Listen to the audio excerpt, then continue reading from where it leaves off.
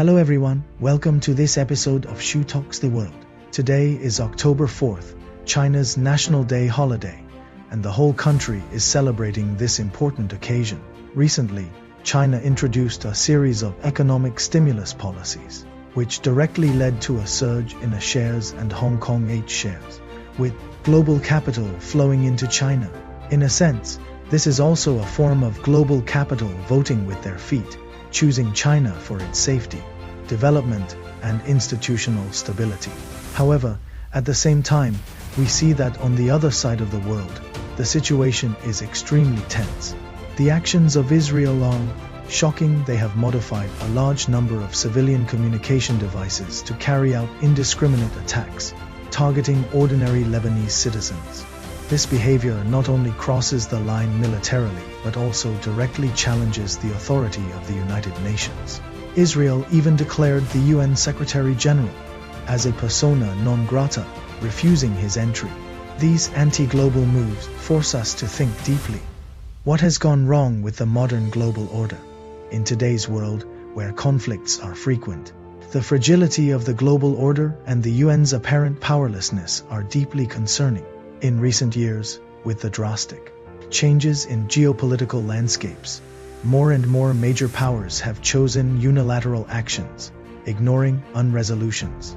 Whether it is the unilateralism of the United States in handling Middle Eastern affairs or Russia's unyielding stance on the Ukraine issue, all these indicate that the global order is facing unprecedented challenges, and the UN, as the core of global governance, is seeing its authority continuously weakened. It is in this context that the United Nations proposed a new initiative, the Pact for the Future. The Pact for the Future is not just an ordinary agreement, but a blueprint for future global governance.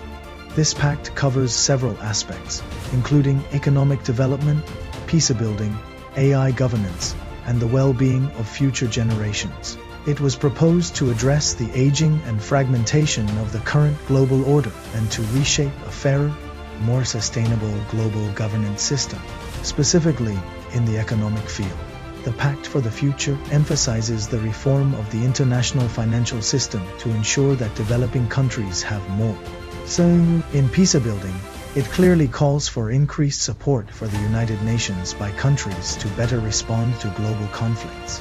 Regarding AI governance, the Pact for the Future emphasizes preventing the misuse of AI, ensuring technological progress benefits humanity, and specifically mentions consideration for future generations, requiring that today's decisions be responsible for tomorrow.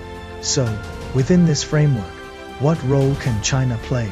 Recently, the situation in the Middle East has shown China's role in mediation. Whether it is the historic reconciliation between Iran and Saudi Arabia or China's diplomatic efforts with other Middle Eastern countries, it demonstrates China's active role in global peace and stability. China's peaceful diplomacy contrasts sharply with the confrontational approaches of many major powers, which not only enhances China's influence in the Middle East but also shows the world the feasibility of the Chinese solution. But peacebuilding is not the only area where China has room to contribute to global governance. Li Lu once mentioned a point that the United States bears too much of the cost of maintaining the global order, while China, as the world's second largest economy, still has not assumed its corresponding international responsibilities. According to statistics, the US accounts for nearly 25% of the global economic and trade system, with its military spending long exceeding 3% of its GDP, whereas China, which also accounts for about 15% of the global economy, spends less than 2% of its GDP on the military and has not played much of an international police role. This asymmetrical contribution places immense pressure on the US in global governance, while China is seen as a free rider.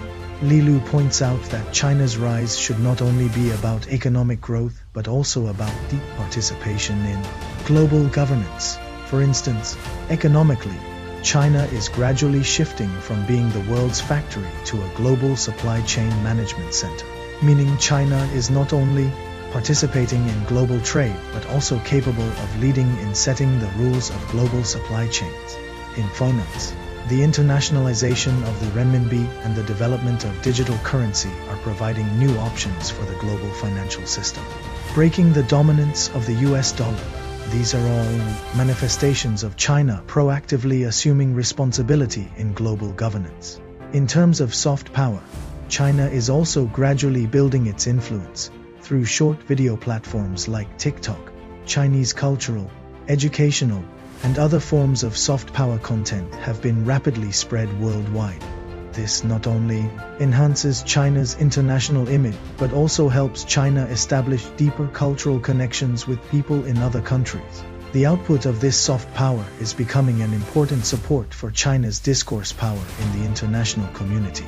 Looking ahead, I am optimistic about China's role in global governance. On the one hand, the global trade landscape is changing. From simple import and export trade to a new model centered on supply chain management and global branding.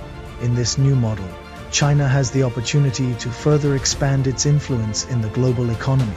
On the other hand, the renminbi or related digital currencies are gradually becoming an important part of the international financial system, providing support for global financial stability and diversification. Furthermore, the rise of grassroots diplomacy, such as the globalization of business associations, will further push Chinese enterprises onto the world stage, becoming an important supplement to national diplomacy.